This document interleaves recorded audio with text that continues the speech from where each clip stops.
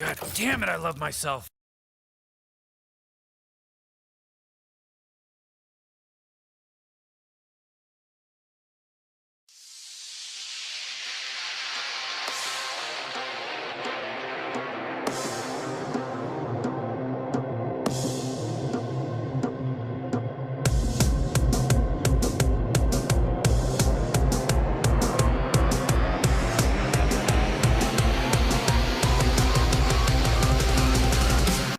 Trisha, this is how they got in through this window. You can still see the damage to the frame and to the blinds inside. This was only after up to 3 men had stalked this home for hours. The victim says he wasn't sure what was happening, but that's when he heard somebody jump through this wall.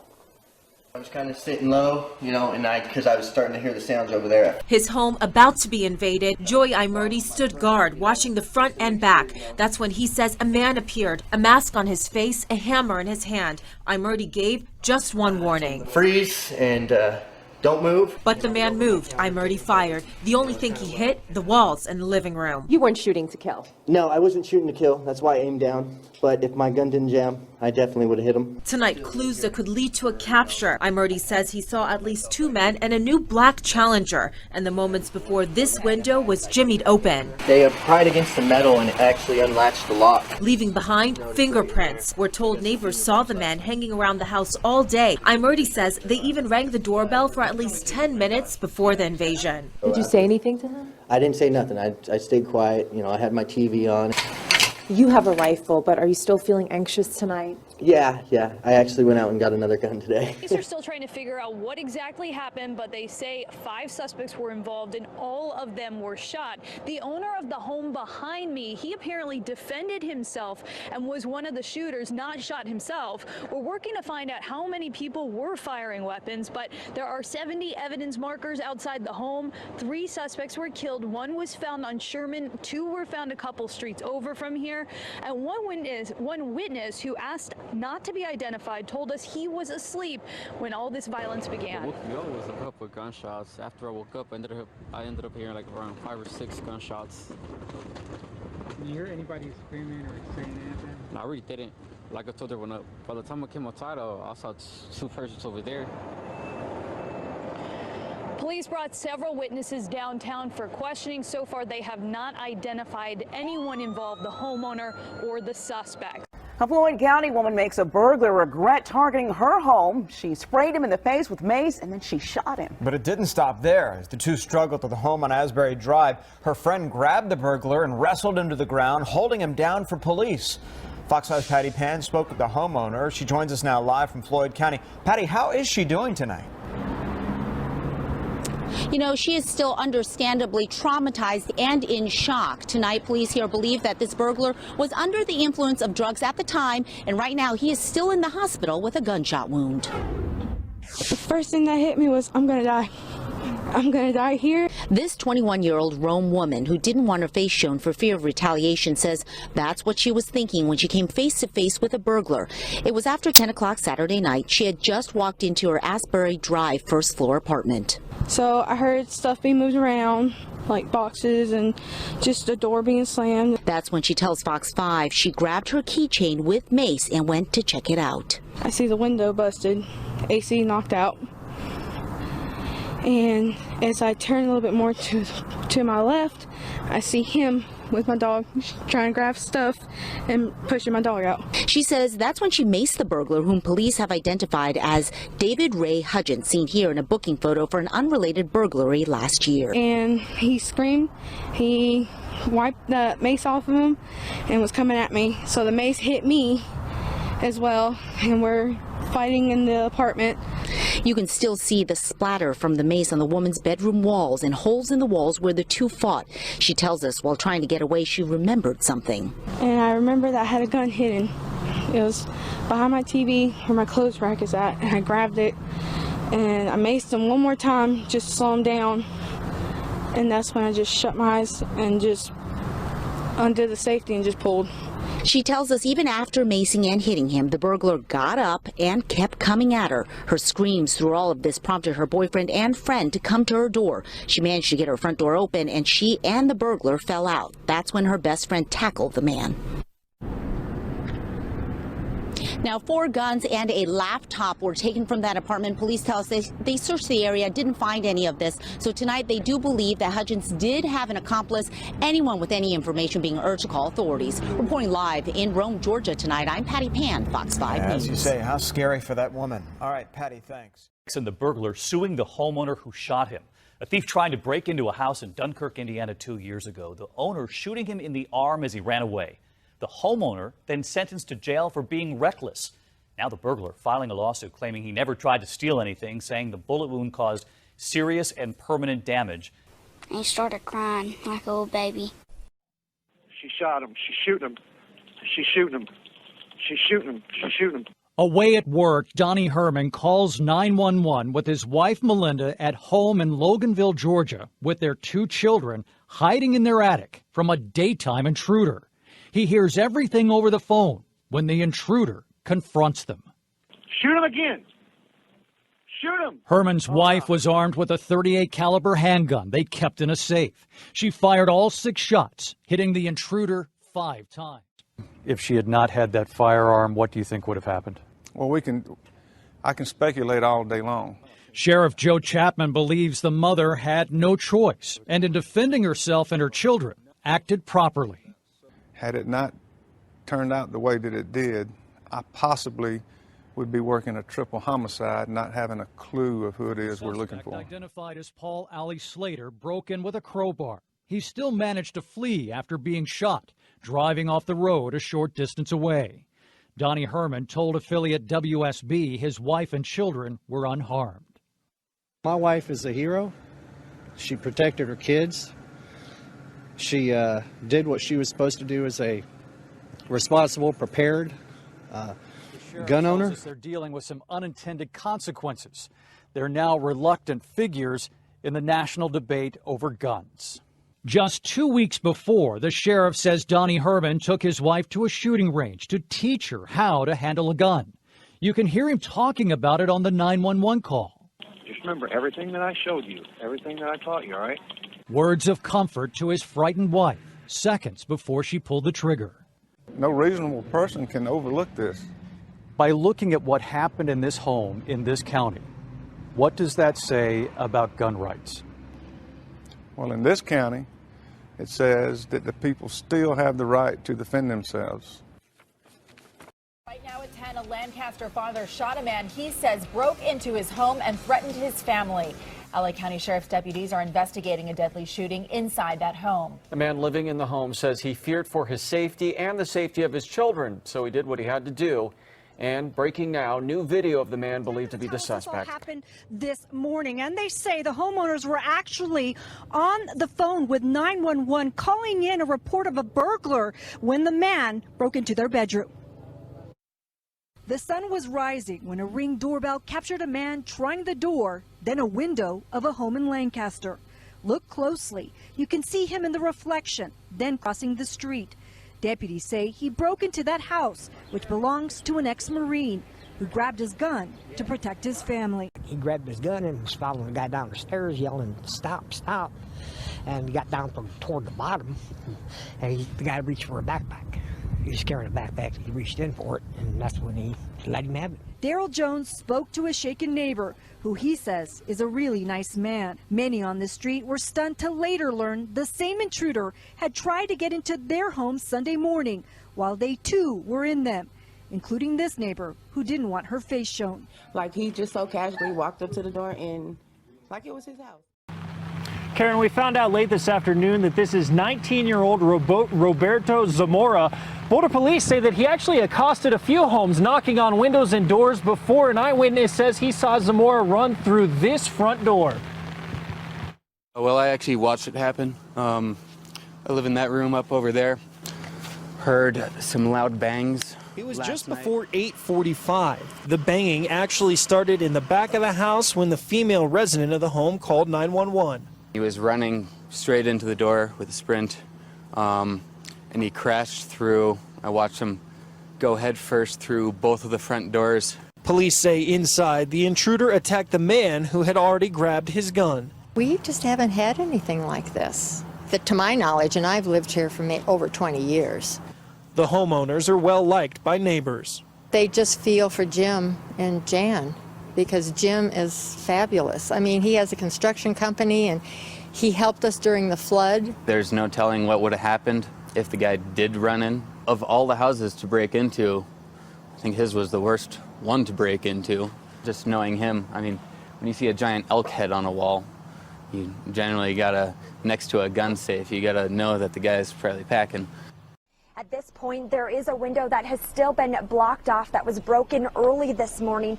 The woman who owns this home, I spoke to her earlier today, and she is shocked by what happened here. Colorado has attempted for a male to try to get into the house. RP did fire shots at the male. Not sure if he was hit. This broken window serves as evidence. He broke a window with a rock, tried to climb in. Linda Orist says her tenant had no choice. And she warned him that she had a gun. For whatever reason, he kept coming, and she shot a warning shot into the wall, and then he kept coming, and so she had to shoot him twice. Police initially got a call that there was a burglary in progress at this home and that shots had been fired.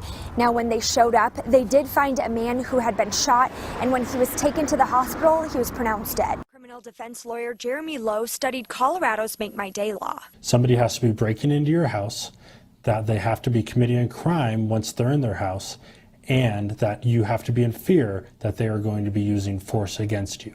Lowe says based on the evidence he knows about this case, She absolutely will be able to use the Make My Day defense. Colorado legislature adopted this law almost 3 decades ago. It's a pretty unusual circumstance that people argue Make My Day. It happens a couple times a year. Farmhouse, men apparently broke in through the back door. Seems like they thought this 92-year-old man might be an easy target. Well, that's what they thought until they got to the top of the stairs. Earl Jones is a 92-year-old Air Force veteran who worked on planes, including the Enola Gay that dropped the atomic bomb on Hiroshima. Thieves targeted his farm at least 3 times recently, stealing guns, money, even cattle. This time, Earl woke up when he heard intruders in the cellar. I said, somebody down there, so I got my gun, come in, I was sitting right here, and I heard him when he started up stepping. Earl waited with his .22 rifle until the intruders were just on the other side of his basement door. He kicked the door, and as soon as he got inside, it was all over.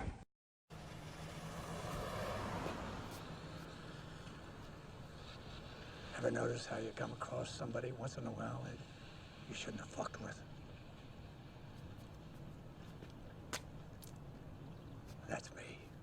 Earl fired a single shot and hit 24-year-old Lloyd Adam Maxwell of Richmond, Kentucky in the chest. Police say Maxwell was carried off by 2 others, Ryan Dalton and Donnie Edebnit. They put him in their car and took off, stopping here on Courtney Road to call 911. Kirk Snyder saw what happened next. Saw his kid in the yard here, and my neighbor was checking on the other kid in the car, I guess that got shot, and he took his pulse and said, you know, he's dead. Maxwell was dead in the car. Earl Jones will not be charged. Mike, Laughlin police say investigators recovered a gun and a knife from inside the home. According to the 911 call and police, the man who lives at the home claims 4 people broke into his home and threatened him with a knife. Guy just tried to come in here and cut my throat, and he's down on the floor. Not far from the train tracks, police tape surrounds this tan and burgundy home on Maple Street in Laughlin as investigators try to figure out how a home invasion turned deadly. Police say one man was found inside the home with a gunshot wound to the chest. Okay, well, how was he injured? You'll find out when they get here. Did you shoot him? Ma'am, he's down. Neighbors in the area say while it's not surprising to see police on this street corner, they never thought it would involve the man who rents this home. But he's a defender, you know. He defends his community, he defends himself, and quite naturally, what would you do if somebody came in your home? Do you know the man who broke in? No, I don't. Police Chief James Tolles says the shooter is working with police as well as 3 other people who entered the home and stayed on scene. The incident seems to be cleared very quick when we have cooperation, so we're hoping that we have people that'll tell us something and we can get this resolved within 24 hours.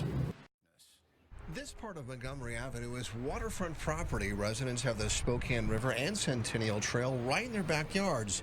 But in the past, thieves have used the trail to access this neighborhood and steal stuff. And that may be what's behind last night's shooting. About 8:30, the owner of this home said someone was knocking on his front door. He did arm himself prior to answering the door. When he did go outside on the porch, he initially didn't see anybody, but then noticed a male in his yard. The homeowner, who served his country as an Army reservist in Iraq, peered into the darkness and tried to get the stranger to leave. That is the information we received from the homeowner, is that after he had told the male to leave, and several times, the male charged toward him. Neighbors say that's when they heard a single shot. The shooting victim then ran back towards the trail and was hiding just off this home's back porch when officers found him. The deputies continually tried to calm him down, and they were able to detain him and get medics in there, but the male continued to be uncooperative. But by then, the victim, who had been shot in his femoral artery, had lost so much blood he died at the scene. The homeowner's been cooperative with detectives and not been charged. And late this afternoon, the shooting victim was identified as Nakia Berlin, who has an extensive criminal history, including cocaine and counterfeiting. And so now detectives will be taking that information and autopsy results and adding it to the equation about whether or not this use of deadly force was justified. The final decision, Derek, will be made by Spokane County Prosecutor Larry Haskell. I don't know what he was thinking last night. Edward believes it was his nephew who broke into their neighbor Larry's house here on Flanders Street and ended up dead. Police say it all started around 4:45 this morning when Larry's wife heard a noise and told her husband. He grabbed his gun and went to check things out. He noticed a window was open in the living room, so he closed it. And as he started to go back to the bedroom, an intruder came out of another room and pointed a gun at him. That's when Larry shot and killed him. Through the course of the investigation, he has not indicated that he recognized the person to be anyone he knew. Neighbors say Larry's wife is battling cancer. When they saw police at the house this morning, they assumed it was connected to that. And then, you know, a couple hours later, they were still here, and I called Larry, and he informed me. What did he say to you? He just said that he had an intruder last night, and I knew, I suspected it might have been my nephew. Police say the intruder had piled up electronics and prescription drugs near the door and was still going through the house when he came across the homeowner and was shot and killed. I feel really bad for Larry. I mean, he's a good guy and didn't deserve this to happen to him either. Now, Edward did not elaborate as to what makes him so confident it was his nephew who broke into that house, but police tell me that that homeowner legally owned that gun of his. Well, Calvert, the Wise County Sheriff has identified the man who was shot and killed as 31-year-old Spencer Crandall. The sheriff also says that he does not expect to file any charges against the homeowner who shot the suspected intruder. Banging on the front door and someone leaning on the doorbell. Twice, each time no one was at the front door. Wise County Sheriff David Walker says the homeowner got a pistol and went outside. He discovered a man trying to climb the fence into his backyard. He told the male subject to get on the ground and that he was at the wrong house. I think the subject was telling him, you know, let me in the house, I'm going in your house. The two men fought. The sheriff says the man's wife and her 14-year-old daughter were inside. The sheriff has identified the suspect as 31-year-old Spencer Crandall, who investigators say refused to back away even after the homeowner warned him he was armed. Responded with profanity and started circling around to the front of the house. You know, and the homeowner did probably what any of us would have done is got between him and his house, especially since his kids were in the house. Investigators say the homeowner got between his front door and Crandall and fired one time.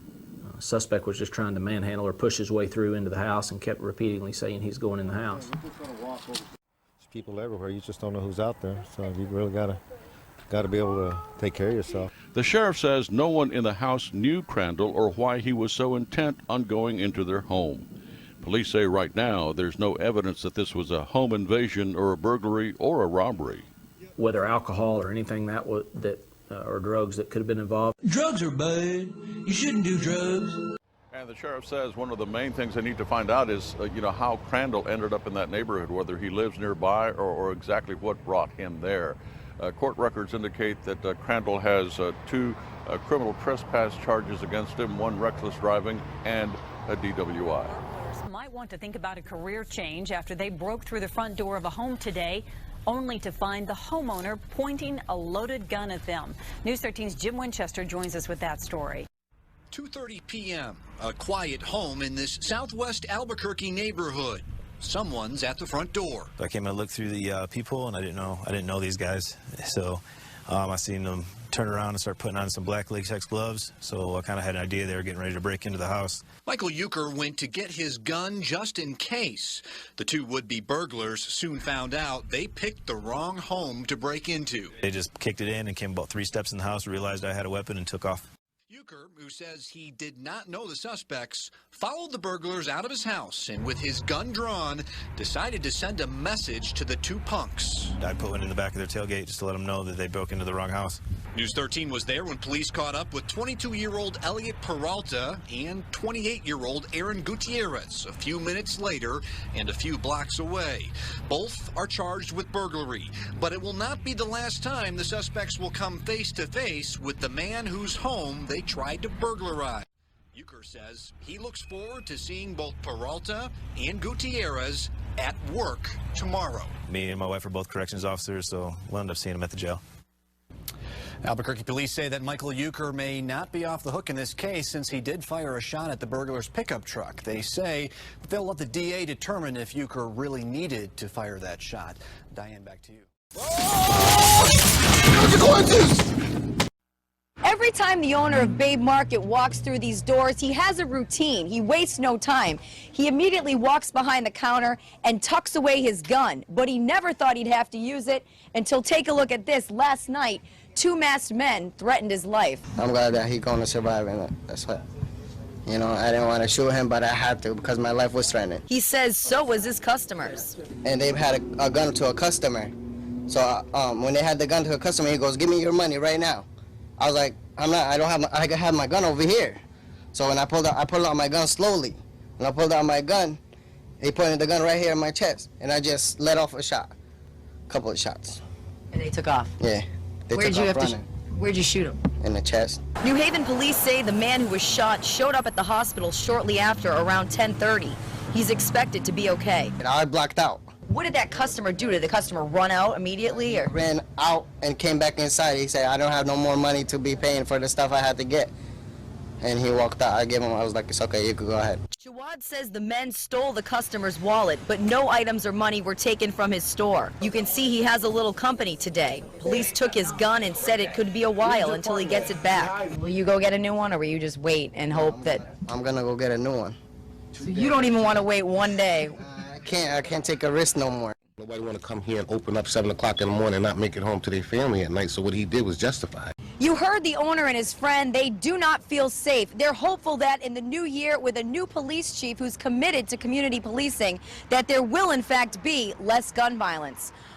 It was about 9:30 last night when the gunman strolls in, holding his right hand out of sight. The clerk picked up on that immediately and reached back for his gun, already in his back pocket.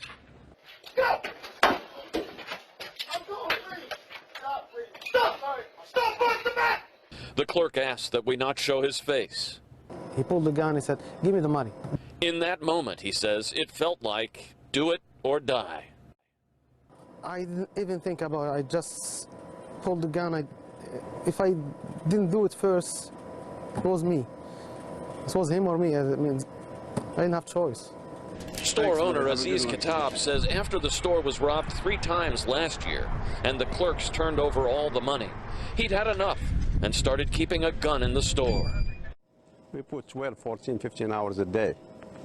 And for somebody to walk in from the middle of nowhere and try to take your life and your money, that makes no sense.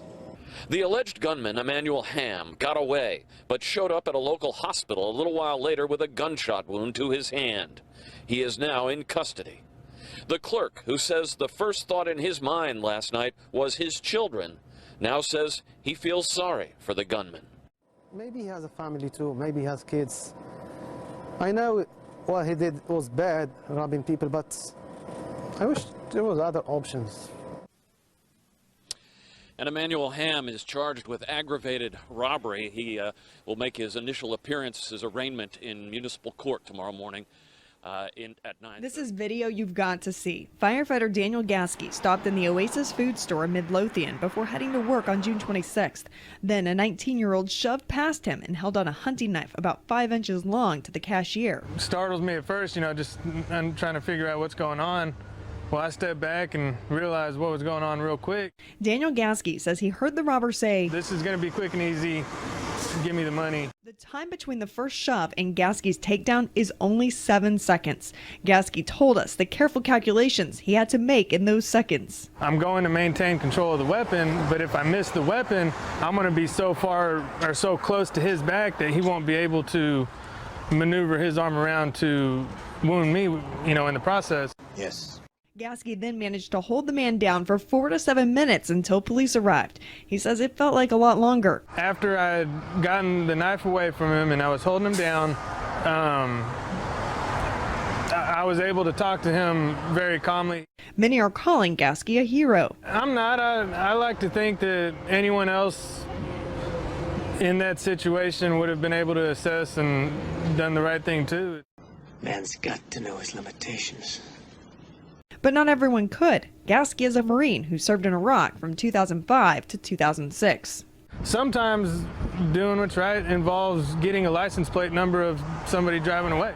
I saw the video for the first time this morning. I went, this wasn't just, hey, I'm holding until the police can get here. He intervened and made a difference in someone's life. Gasky says the suspect, Dylan Bearden, did not put up much of a struggle during the takedown. He hopes the 19-year-old will get the message and turn his life around. You might want to tattoo the word bitch on your forehead right now.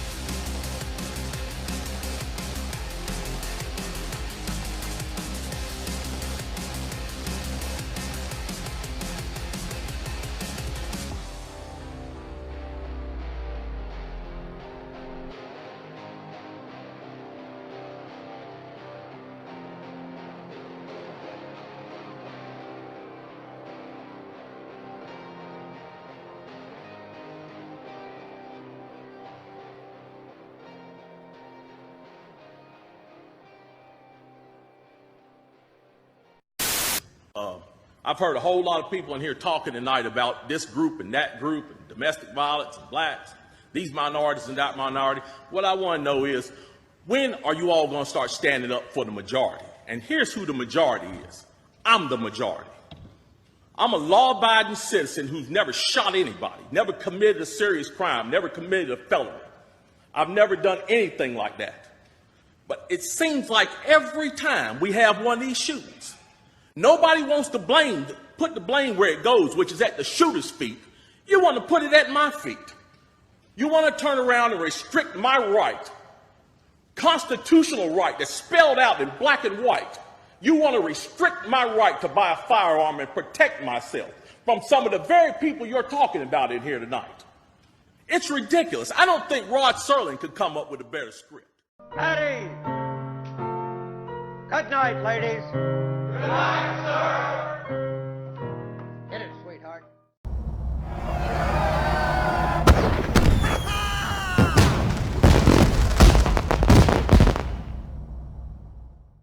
I learned about God and what else?